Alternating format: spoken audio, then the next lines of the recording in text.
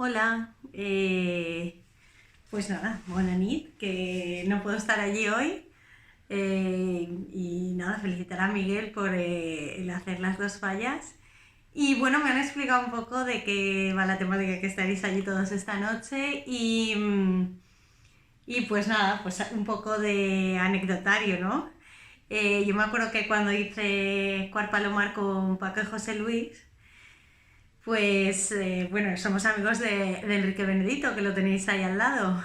Y claro, cuando le dijimos que íbamos a hacer la falla los tres, que me lo propusieron Ceballos y Sanabria, que yo hacía el boceto, y Enrique venía mucho al taller a ver a mi padre porque había hecho la falla también.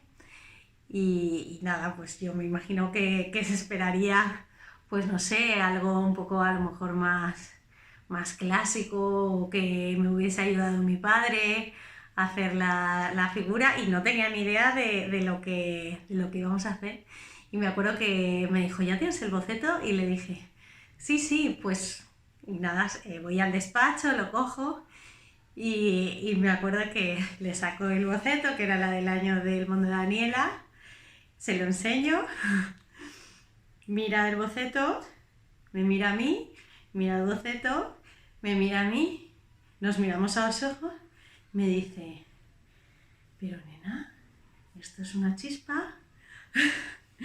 Y bueno, para mí fue un honor que me dijese eso, pero me hizo mucha gracia. Y nada, y recuerdo también que al hacer la falla, que yo hice el boceto y luego la pinté, y Paco y José Luis la modelaron, y, y nada, y recuerdo que como el boceto también tenía esa línea y todo eran esos cuellecitos de insectos, no sé si os acordaréis, igual pueden poner luego ahí el boceto.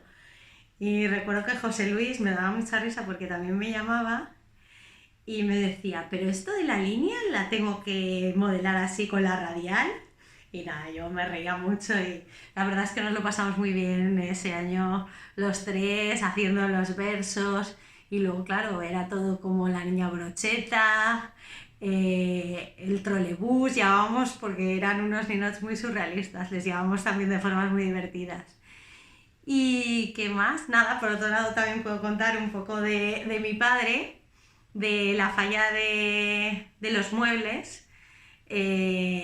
Pues nada, que fue también muy divertido porque yo, claro, entendía perfectamente la de Valle del Laguar, me imagino que también sabéis cuál es, ¿no? Que era toda una montona de pueblos, de muebles, y hizo como la parodia de que era, pues eso, que el artista había dejado colgada la comisión y que la comisión había tenido que dejar un par de muebles. Hay muchos muebles. Y era como una montaña de muebles, pero abajo estaban modelados muy bien, pues autoridades, faena mayor, mucha gente alrededor de la falla, vecinos. Y vamos, que para mí no pensaba yo que nadie se iba a creer esa historia. Y yo, que era jovencita, estaba oyendo lo que decía la gente de alrededor y me acuerdo que decía, qué poca vergüenza el artista. Teníamos ahí un libro de firmas y gente que viva los falleros que habéis hecho esa falla. Y bueno, y ponían al artista a caldo. Me acuerdo que los falleros querían poner también carteles de se busca y todo a mi padre de broma, y menos mal que no, porque la gente se lo hubiese creído. Y nada, tenemos el libro de firmas y también nos reímos mucho con los comentarios de la gente. Y bueno, pues eso es un poco, siempre hay anecdotario.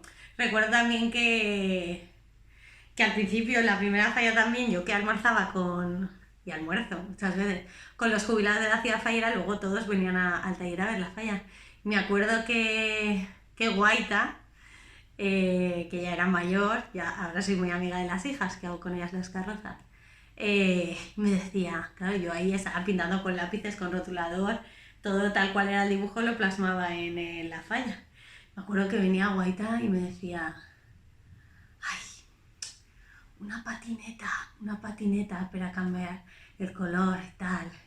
Claro, porque era totalmente unas pinturas planas y ellos, me daba yo cuenta que pasaban por la calle y dirían, pero nada, me reía mucho también, son muy buenos amigos también.